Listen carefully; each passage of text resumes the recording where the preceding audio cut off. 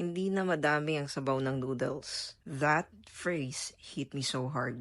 Isang sentence na nagbigay ng maraming realization sa atin na, oo nga no, nakalimutan natin na noon, yung isang pakete ng Lucky Me Noodles, madaming tubig ang nilalagay ni nanay para madami daw ang makakain. Dadagdagan na lang ng asin para di tumabang. Minsan lalagyan ng dahon ng malunggay galing sa kapitbahay. Pag nakakaluwag, may kasama namang itlog. Yung dating Lucky Me na ulam natin ngayon, pag trip mo na lang. Di lang yun, kaya na din natin lagyan ng gulay, sausage, at di lang isa.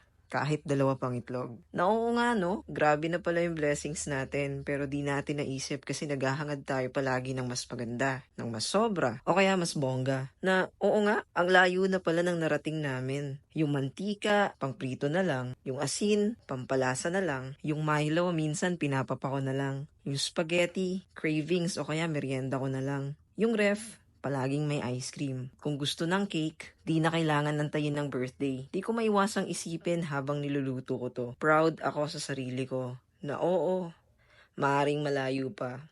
Pero sobrang layo ko na sa dati.